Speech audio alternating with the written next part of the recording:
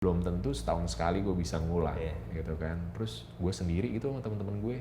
Ntar gue cerita Madonna, karena itu udah jadi rutinitas kita lah ya. Gue cerita di jalur kayak apa gitu kan.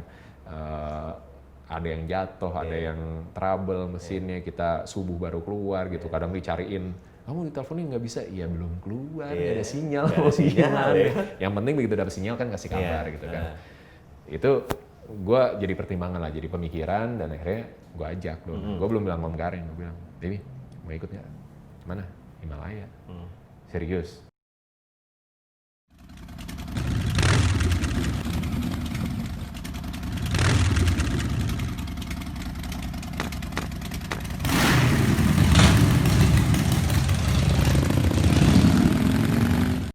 Let's talk and play in Discovery Room.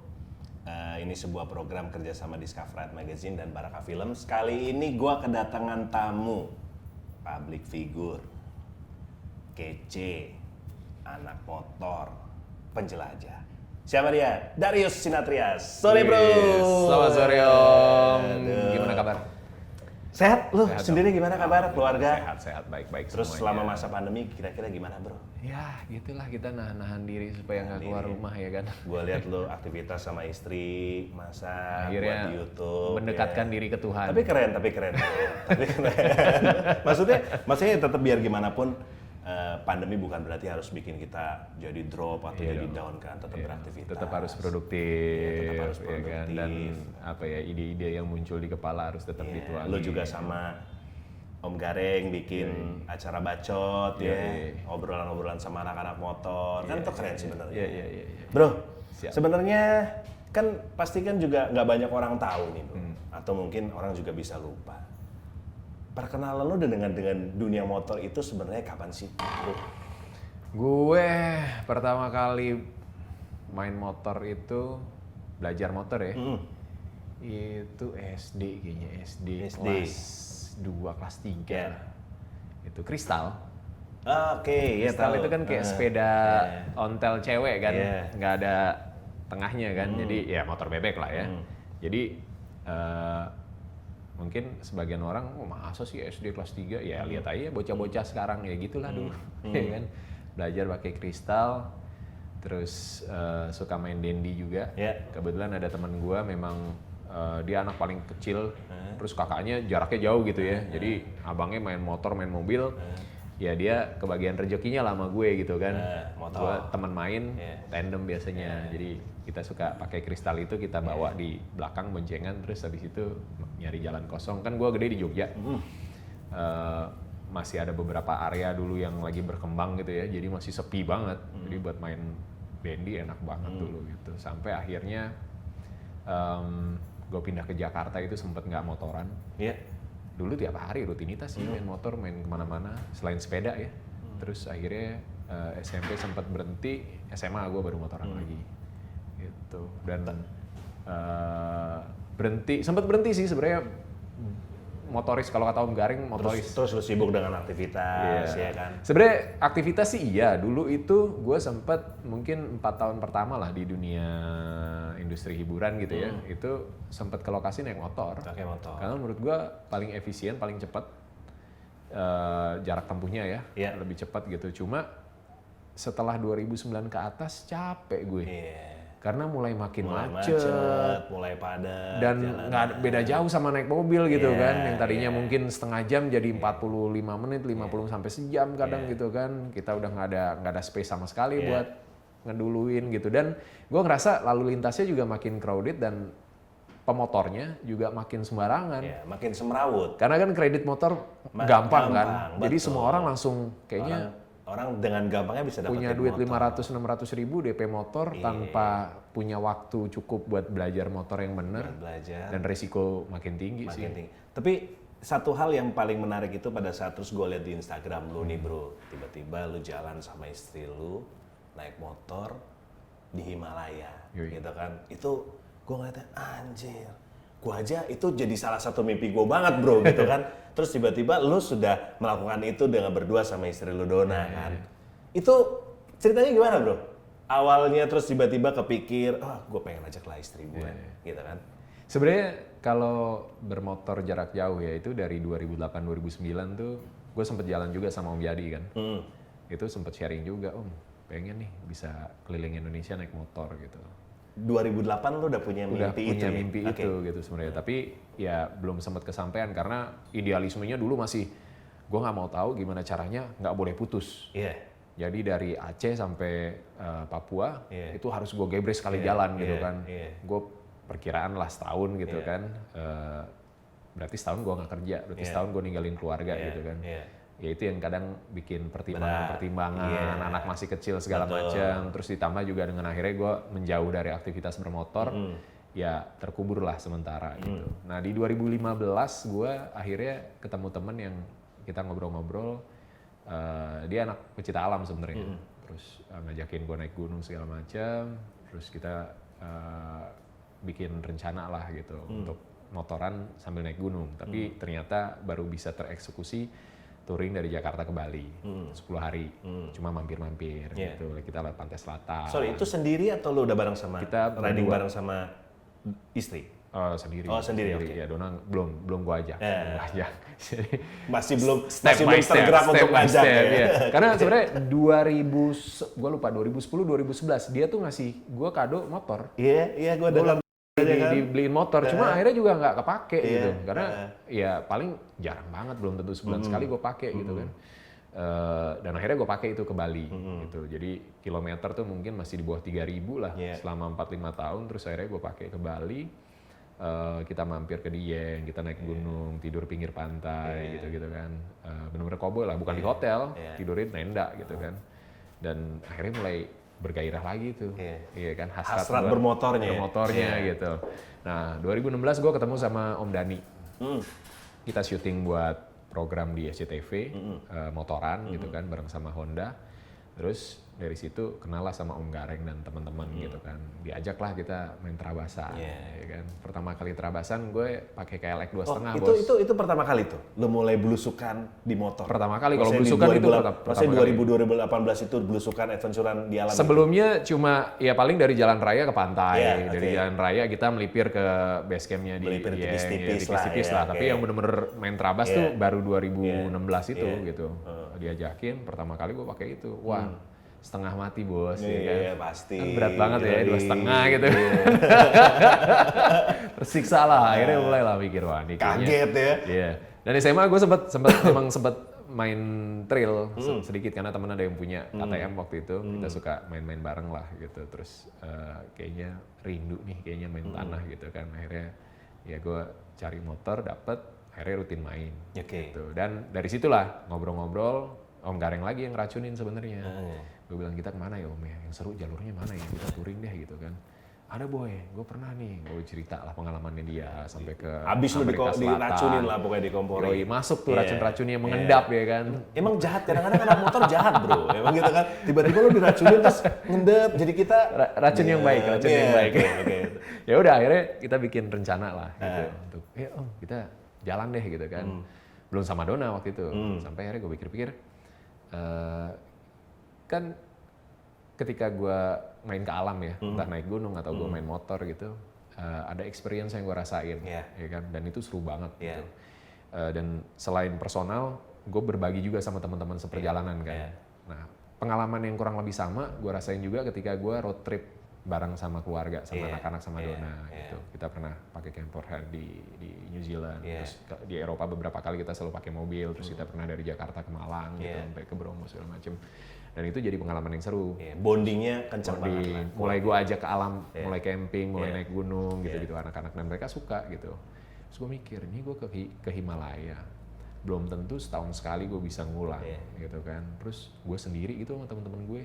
Ntar gue cerita sama Dona, karena itu udah jadi rutinitas kita lah ya. Gue cerita di jalur kayak apa gitu kan. Ada yang jatuh, ada yang trouble mesinnya, kita subuh baru keluar gitu. Kadang dicariin, kamu diteleponin nggak bisa? Iya belum keluar, nggak ada sinyal.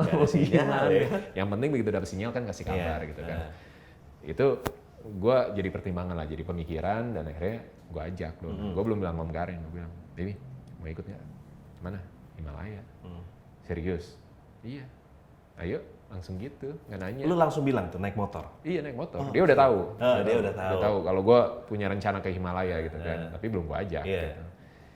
Ayo gitu, wih ayo nih, oke. Gue bilang ngomong Gareng, serius, Dona ikut? Iya, oke, bisa ngomong Gareng gitu. Ya udah akhirnya jalan dan akhirnya benar-benar lu berdua bisa ngerasain bonding yang luar biasa. Dan akhirnya bisa bercerita sama-sama tuh ya. Jadi cerita kan. Iya, jadi cerita. Iya. Kita punya experience yang sama. Tapi kan unik nih bro. Banyak orang mungkin yang terus surprise gitu kan. Maksudnya lu selama ini dengan aktivitas lu di dunia seni peran gitu kan. Bermain di beberapa film atau sinetron. Dengan peran lu yang memang notabene yang gue pernah lihat gitu ya. Jadi pengusaha. Atau kan jadi sosok laki-laki yang benar-benar yang laki-laki metro banget lah. Terus sementara keseharian lu tuh emang bener-bener yang lu juga identik sama dunia adventure ya kan. Gue pernah ngeliat terus lu dengan sekeluarga jalan-jalan di Flores. Sementara mungkin banyak orang yang berpikir untuk mungkin nikmatinnya dengan cara yang berbeda. Lu juga ngelakuin cara yang berbeda dengan keluarga lo ya. Terus camping di Gunung Krakatau. Terutama sebenarnya yang buat gue yang surprise itu karena hobi lu yang belusukannya itu bro, gitu kan? Yang identik sebenarnya yang sebetulnya kan itu kan identik sama sesuatu yang orang jarang untuk mau main ke sana kan? Itu dunia motor, lifestyle motor yang sangat segmented kan?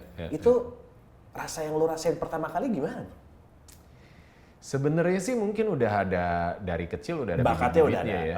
Karena gue kecil yang gue bilang tadi gue gede di Jogja dan di belakang rumah gue itu masih alam, sawah, sungai yang benar-benar murni gitu ya, masih ada ikannya, masih ada udangnya tuh sungai itu gitu, dan itu tempat main gue gitu dari kecil gitu sampai gue SD terus baru pindah Jakarta baru deh jadi anak kota gitu kan.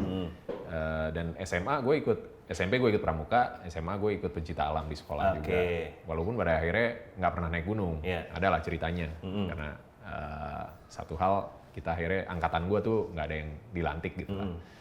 Nah, ketika akhirnya ketemu sama teman-teman yang apa ya, yang punya passion yang sama dan ternyata gue bisa masuk ke mereka gitu kan, ya akhirnya ke-trigger lagi tuh yang dulu-dulu gitu. Yang mungkin sisi negatifnya dari dunia hiburan yang lo bilang tadi bahwa gue muncul dengan misalnya tampilannya eksklusif, kalem gitu kan, itu sisi negatifnya. Impresi orang berpikir oh Darius seperti itu gitu kan, dan ya gue nggak keberatan, itu yang gue jalanin gitu kan. Tapi bahwa ada sisi lain, gue yakin setiap orang punya sisi lain dan yang mungkin juga di-keep nggak mau dibuka gitu kan. Ya buat gue aja sendiri gitu ya. Kebetulan karena sekarang sosial media jadi apa namanya lifestyle ya. Jadi bagian dari gaya hidup kita, akhirnya ya mau nggak mau kayak expose gitu kan. Bahwa ternyata gue suka main ke alam, gue suka terabasan, belusukan segala macam, dan memang gue nikmatin itu.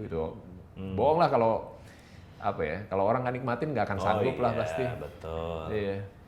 Ampun pasti. Kita nagih malah kan. Tapi sedikit aja bro, analogi lo tentang Indonesia itu seperti apa sih bro? Waduh, Indonesia apa ya? Kita tuh sebenarnya harusnya bersyukur dan bangga banget sih sama Indonesia. Gede banget, dan dari kita disusun satu-satunya negara yang mungkin terdiri dari ratusan suku, tapi hidup berdampingan, bahkan dari zaman kerajaan dulu gitu kan. Dan kita punya potensi yang begitu besar, masyarakatnya juga sangat unik. Walaupun gue bisa melihat dan merasakan, dan ini jadi concern beberapa teman juga di dunia hiburan juga, bahwa sebenarnya kita ini lagi dirusak secara karakter, gitu. Jadi butuh banyak orang sebenarnya yang aware dengan ini dan menyuarakan bahwa kita ini bisa lebih baik dari sekarang. Gitu. Nah itu keren. Maksudnya tadi itu barusan statement lo yang kita memang akhirnya kita tanpa kita sadarin banyak pembusukan ya. Pembusukan akhirnya kita rusak secara karakter kita gitu. Ya kita akhirnya tahu lah. Sekarang akhirnya kalau kita bicara sedikit agak berat nih bro gitu kan. Akhirnya kita terjebak sama satu dikotomi antara A dan B kan sekarang. Sementara sebelumnya kan kita enggak bro. Ini yang tadi lo bilang, kita tuh dari barat sampai timur, kita punya ratusan suku, aman-aman aja kok. sebenarnya kan.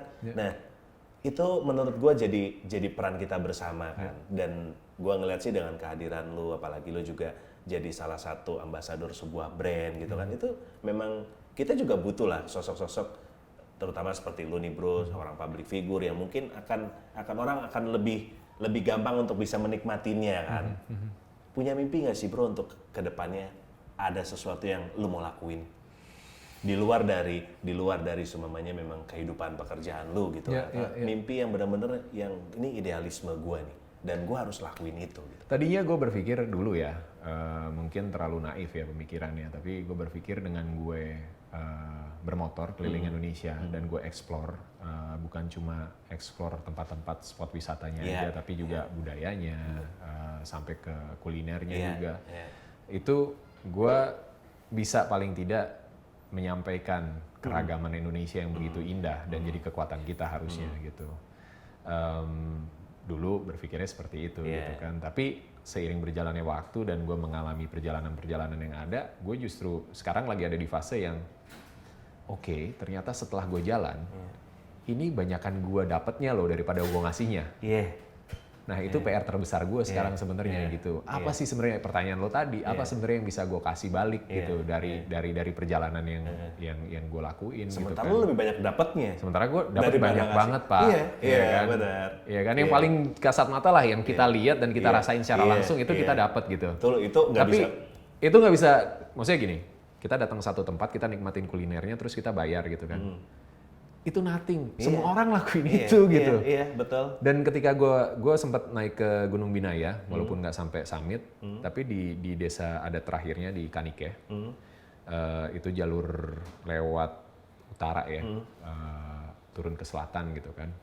Di desa terakhir itu mereka sampai punya satu lagu. Jadi inti lagunya adalah gini, kita ini selalu kedatangan orang. Dan orang itu akan pergi gitu. Dia pergi seneng karena dia udah berkunjung, terus dia punya tujuan ke satu titik. Tapi mikir nggak perasaan kita yang ditinggalin, yang cuma disinggahi. Itu kan sebenarnya filosofinya dalam banget. Iya, betul. Itu nampar banget gitu. Anjir gitu, gue bangga gitu kan, gue naik gunung nih gitu kan. Keren gitu kan. Summit nih gitu kan. Gue pecinta alam gitu. Tapi buat masyarakat setempat, lu kan numpang lewat doang ya gitu kan.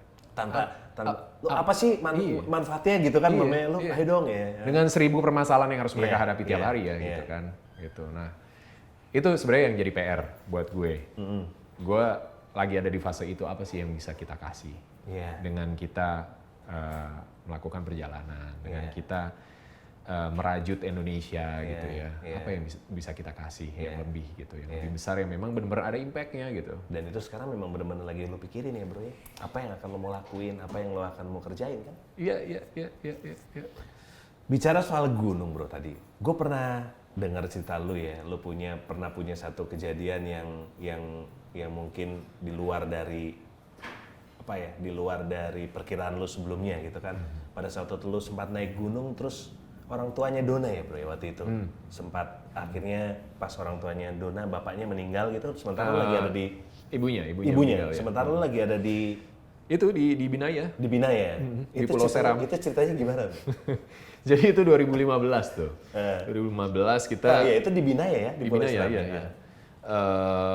Kita lagi gue jadi salah satu pendaki tamu di ekspedisi teman kita Aksa 7. Jadi 7 pendaki 7 mata ceritanya gitu kan. Mereka dokumentasi perjalanan lah gitu. Dan ada 2 pendaki tamu sebenarnya. Yang satu adalah anak Mapala yang akhirnya naik motor bareng sama gue di Bali, ke Bali itu. Kita berangkat itu tanggal 5 Desember. 5 Desember kita berangkat tengah malam. Jadi habis itu masih masanya gue ngeband tuh. Nah kayak gue ngeband aja kan orang nggak nyangka. Harus ngeband, ngerok gitu kan, jingkrak-jingkrak di atas panggung. Orang aneh gitu kan. Biasanya kalem bawain acara bola gitu. Ya, it's another side of me gitu kan. Dan kita nyampe subuh di Ambon, terus langsung nyebrang ke Seram.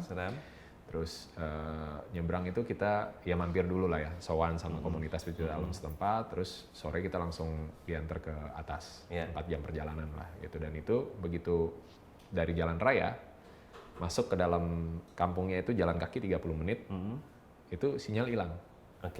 Jadi gue berangkat subuh, ya kan, tanggal 6 subuh tuh berarti, gue nyampe, ngasih kabar segala macam, sorenya gue udah hilang. Udah lost contact gitu. Lost contact, terus kita besoknya mulai perjalanan gitu. Kita perjalanan kurang lebih 4 hari lah sampai ke Kanike gitu. Itu desa adat terakhir masuk ke jalur pendakian menuju puncak. Itu kan masih sekitar 3, 4, 5 hari lagi tergantung deh lu nyasar atau enggak jalurnya seperti apa gitu. Karena kan memang itu jalur yang jarang didaki. Jadi biasanya kan kalau pendakian akan mudah kalau jalurnya udah ada, kita nggak perlu nyari-nyari lagi. Begitu lu muter-muter, udah deh. Itu bisa cepat, bisa lama gitu kan. Gitu. Nah, di desa itu kita targetnya nginep semalam, besoknya lanjut jalan. Ternyata teman-teman bilang kita istirahat dulu deh agak sedikit lebih lama, gitu kan. Sekalian ngumpulin logistik dan kita juga ada beberapa hal menarik yang bisa jadi bahan buat dokumentasi gitu. Nginep lagi lah malam kedua. Dan di malam kedua itu kita kedatangan tamu itu sekitar 9:30 malam. Gue lagi ngeliat apa namanya foto-foto di galeri di handphone, terus datanglah beberapa orang gitu yang gue sempat lihat dari dalam, kok ini kayak familiar mukanya gitu kan. Gue inget pernah ketemu, oh ini kayaknya anak-anak komunitas pencinta alam sini nih gitu. Mereka kasak-kusuk. Di pikiran gue adalah kita nggak boleh naik gitu, karena memang pada waktu itu ada isu kan kalau Binaya itu kan ada apa namanya, ada 2 puncak sebenarnya, dan yang pengen dibuktiin sama para pendaki adalah puncak sejatinya yang mana sih, sementara itu daerah merah untuk karena memang taman nasional kan. Jadi gue berpikir apa nggak boleh naik atau gimana gitu kan. Perasaan masih biasa gitu, masih biasa. Terus ketua ekspedisi kita keluar ngobrol-ngobrol mereka gitu kan, gue masih duduk aja nih. Ada apa nih gitu kan. Ya gue kepo tapi ya udah gue duduk aja gitu kan. Tiba-tiba disamperin, ya dikasih tahu gitu. Ada kabar duka, ibu mertua meninggal gitu kan. Wah, ya dia gimana rasanya kan. Karena memang selama 5 tahun itu tinggalnya bareng kan gitu. Lebih. Hampir 9 tahun tinggal bareng 2015 itu tinggal bareng, jadi ya udah kayak orang tua sendiri gitu. Dan gue juga kehilangan ibu di usia yang sangat muda kan sebenarnya, jadi kayak ada sosok ibu pengganti gitu kan. Udah kita anggap sebagai ibu sendiri gitu, dan beliau orang yang sangat support gitu. Jadi sering gue dibelain dari Donona tuh, selalu dibelain gitu kan. Menantu kesayangan lah gitu kan. Gitu dan ya campur aduk lah rasanya, campur aduk. Dan di situ ada pilihan besar yang harus gue lakukan gitu, karena ya itu ke Binaya nggak mudah dan belum tentu bisa diulang, dan udah setengah perjalanan dan puncaknya udah kelihatan dari Kanike itu gitu. Gue bilang ini gue lanjutin, gue melepaskan tanggung jawab gue sebagai anak, sebagai suami juga gitu kan, nemenin keluarga. Tapi kalau gue balik berarti ada perjalanan yang harus tertunda gitu. Dan itu bakal jadi gunung pertama yang gue daki sebenarnya. Gitu. Jadi lumayan berat gitu. Akhirnya malam itu gue pakai buat berpikir, dan besok paginya gue bilang gue balik deh. Lo harus pulang. Gue pulang. Gitu. Jadi dan perjalanannya juga epic tuh. Jadi perjalanan yang kita tempuh 4 hari naik, ini turunnya 9 jam. Oh iya? Iya 9 jam. Dan jadi mau masuk ke Kanike itu kita akan lewatin 2 sungai besar. Nah itu di sungai Ire atau apa gue lupa namanya. Kita berhenti di situ 12:30, istirahat, makan siang segala macam. Hujan. Hujan deras sampai jam 5:30. Nggak berhenti itu kayak udah apa namanya? Udah sejadi-jadinya lah. Guyur lah gitu. Dan itu benar-benar ya di satu sisi hujan itu bikin energi kita sebenarnya jadi kalau gue ya konstan gitu, stabil, nggak panas, nggak humid gitu kan, dan kita selalu kena air gitu kan. Tapi lebih berat barang bawaan segala macam, sepatu gue ini sampai kelingking gue double gitu, pas dibuka kan udah Cuma akhirnya selamat lah sampai di Huahulu, di desa adat yang di bawah. Terus kita kasih kabar ke Mas Sohi, terus dijemput jam 12 malam baru nyampe mobilnya. Balik jam 4 subuh sampai ke Mas Sohi lagi, ngumpul di sekretariatnya Kompas, komunitas Pecinta Alam Pulau Seram. Ya ngobrol-ngobrol segala macam sama anak-anak, nunggu sampai jam 7, terus baru gue diantar ke pelabuhan, nyebrang, jam 11 gue langsung pakai pesawat balik ke Jakarta. Ya. Tapi memang balik lagi sih ya, momen-momen setiap kita perjalanan pasti akan ada cerita ya. Mau itu cerita suka, mau itu duka, kan pasti selalu ada kan bro, gitu kan, pastilah. Tapi ya gue yakin lah pasti akan lebih banyak cerita sukanya ya. Gitu pasti, kan. pasti. Dan lo kan juga sudah mulai ngajarin ini dengan anak-anak lo untuk juga, kita ya memang akhirnya lo berpetualang bareng keluarga. Itu anak-anak tidak ada resistensi sama sekali bro? Anak-anak happy aja ya? Sebenarnya kalau yang pertama sama ketiga itu lebih resik lah, gitu. Jadi dia kalau yang pertama dari bayi itu dia napak di rumput nggak mau. Jadi harus gue paksa gitu. Kalau lagi belajar jalan gitu kan harus gue taruh tuh baru gitu kan. Kalau nggak dia pasti akan ngambang tuh. Dipakein sendal baru dia jalan gitu. Tapi ya karena cowok kan, jadi nggak terlalu inilah. Cuma memang dia apa ya? Kalau adiknya bolang, yang nomor 2 tuh bolang, dilepas di kebun tuh bisa sendal dicopot, pulang udah ayam dikejar-kejar, dia masuk nyebur ke empang segala macam. Kalau kakaknya mikir dulu ini masuk, ayo nyebur gitu kan, nggak apa-apa, nggak usah takut kotor, ntar cuci lagi gitu. Tapi akhirnya ya itu perkenalan ya, sering berjalannya waktu jadi biasa gitu kan. Nah yang cewek pertama kali gue ajak camping tuh di tanah kita, Sukabumi, ya kan. Itu dia belum tahu tuh camping apa itu, dia umur mau 3 tahun kayaknya. Berdua sama kakaknya udah mulai lu ajarin lah pokoknya ya. Dan pertama kali pergi nginep nggak ada mamanya, nggak ada Dona gitu kan. Itu pertama dia minta camping tenda gitu kan, karena mungkin sore ya di pinggir danau tuh, di pinggir situnya tuh ada tenda gitu kan, seru kita main-main gitu. Begitu malam mulai gelap, aku mau di hotel aja gitu kan. Ya hotelnya adanya kan begitu, begitu masuk hotel, aku mau di tenda, setengah 12 malam Pak. itu pertama kali tuh lo ngajarin. Pertama kali, dan begitu nyampe tenda minta balik lagi ke hotel. Gue bilang enggak, udah di tenda gitu kan. Ini nyarinya udah susah, udah jam 12 lebih pada waktu itu, udah di sini. Yang kakaknya kan seneng gitu kan. Wih, tenda, udah dia emang bolang kan, ada jagung bakar, dia lari sendiri ke ke depan gitu kan, gelap-gelapan itu. Nah, yang cewek sampai jam 2 lebih lah tidurnya gue gini. Padahal kan tanah kita kan glam camp sebenarnya itu kan ya kan, kasur bersih, nggak ada serangga, nggak ada apa gitu kan. Lampu terang, kamar mandi juga bersih gitu. Ya memang butuh waktu lah. Setelah itu mulai gue ajak, terus sempet liburan bareng sama teman-teman sekolahnya lah gitu kan, camping glam camp juga, mulai enjoy, main ke air terjun segala macem. Udah, nextnya gue ajak ke Papandayan, ke Krakatau. Paling epic Krakatau sih. Iya, karena lo pas kesana Krakatau lagi aktif ya.